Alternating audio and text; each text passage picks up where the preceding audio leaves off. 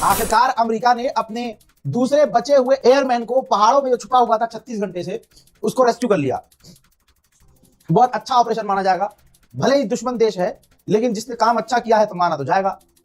पहली बात तो बमबारी इतनी करी थी कि एक्सपर्ट खुद कह रहे थे कि कोशिश है कि अगर ये ना बचे, अगर हमारे हत्थे ना लगे तो ये ईरानियों के भी हत्थे ना लगे।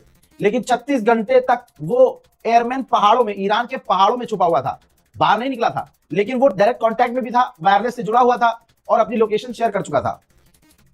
इसके बाद अमेरिका के कई सारे हेलीकॉप्टर, कई सारे जहाज, कई सारे सैनिक ईरान के अंदर घुस गए और उस इलाके में एक एयर पट्टी भी थी, जहां पर लैंडिंग हो सकती थी। वहां जहाज लैंड करवाए, जमीनी ऑपरेशन किया, अपना बंदा ढूंढा एयरमैन, और फिर जब वहां से निकलने लगे तो भैया उनका 2 C-130 जहाज और 2 ब्लैक हॉक हेलीकॉप्टर। भाई अमेरिका के ये 4 ऐसे 2 हेलीकॉप्टर, 2 जहाज थे जो कि ईरान के निशाने पर आ गए।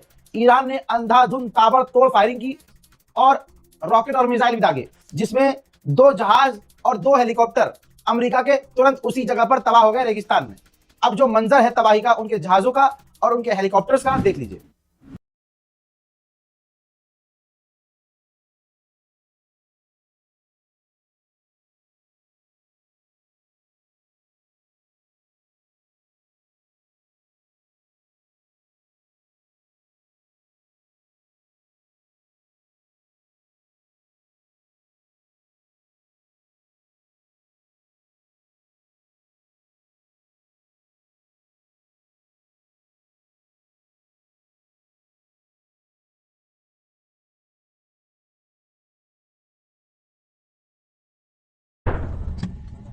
अब दोस्तों यहां पर अमेरिका का कहना यह है कि हमारे जहाज हमने खुद तबाह किए, क्योंकि ये रेगिस्तान में फंस गए थे और ये ईरान के हाथ ना लगे।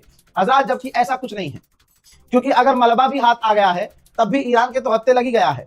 दूसरी बात ये कि ऐसा कोई सीन नहीं था कि भाई वो जाल में फंस गया है या रेगिस्तान में फंस गया है। जब वो उतरा है तो टेक ऑफ भी कर सकता है। अमेरिका अपनी इस जगह पर नाकामी छुपाने के लिए ये बात कह रहा है।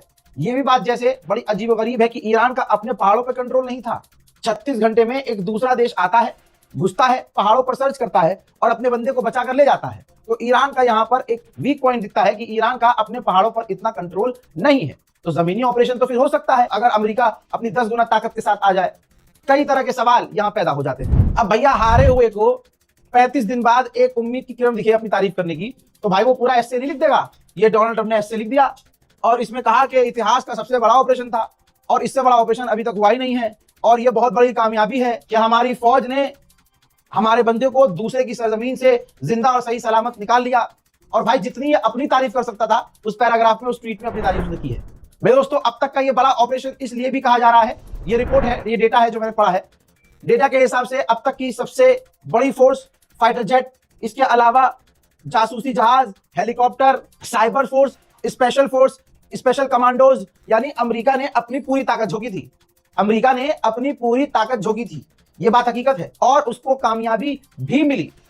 और ये काफी अच्छी चीज है कि अगर आप अपने फौजी को बचाने के लिए पूरी ताकत झोंकते हैं, जो बात जेन्युइन है वो बोलनी पड़ेगी। मैं अपने एडिटर अब्बास से कल से कह रहा हूं कि भाई अगर वो बंदा जिंदा सही सलामत और छुपा हुआ है तो ऑब्वियसली बिना किसी लोकल मदद के वो नहीं कर पा रहा होगा।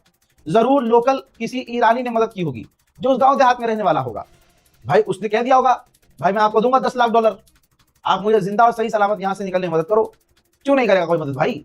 अब यही न्यूयॉर्क टाइम्स ने लिखा है कि उस जो एयरमैन की जान थी, उसकी जान बचाने में ईरान के लोकल व्यक्तियों ने साथ दिया है, जिससे वो जिंदा रहा, सही सलामत रहा। दूसरी तरफ ईरान के पार्लियामेंट स्पीकर खेल रहे हैं। ये फोटो ट्वीट किया जिसके अंदर अमेरिका के जहाज और हेलीकॉप्टर का मलबा दिख रहा है और मजाक उड़ाया है कि अगर इसी तरह से जीत अमेरिका को मिलती रही तो इंशाल्लाह सब कुछ तबाह हो जाए, सब कुछ बर्बाद हो जाएगा। अब अगली तस्वीर देखिए, कितने नीचे स्तर से अमेरिका के जहाज ईरान के इलाके में उड़ रहे थे। ये ऑपरेशन के समय का वीडियो है। वहीं ईरान के लोकल पत्रकार वहां जाकर अमेरिका के जले हुए पर नमक छिड़कने का काम बहुत बढ़िया लेवल पर कर रहे हैं।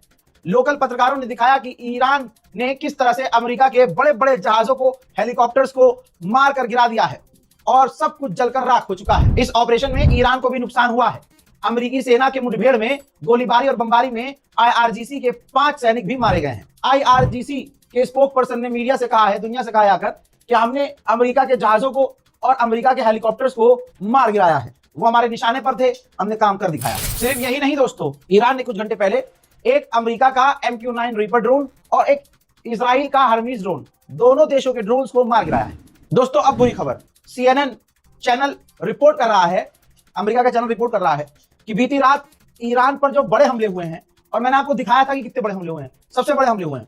तो CNN रिपोर्ट कर रहा है कि बीती रात जो ईरान पर सबसे बड़े हमले अमेरिका ने किए हैं, इजराइल ने किए हैं, उसमें ईरान के 50 सीनियर ऑफिशियल्स की मौत हो गई है। हजरात अगर ऐसा जेन्युइनली हुआ है, क्योंकि ईरान अभी तक कुछ बोल नहीं रहा इस मामले में, और मेरे ख्याल से ईरान इस मामले में बोलेगा नहीं, लेकिन अगर 50 सीनियर ऑफिशियल्स की ईरान में शहादत हुई है तो ये ईरान के लिए ऐतिहासिक झटका है। फिलहाल की इस रिपोर्ट में इतना ही। अपनी राय कमेंट सेक्शन में जरूर लिखिएगा, रिपोर्ट को शेयर कीजिए। जय हिंद।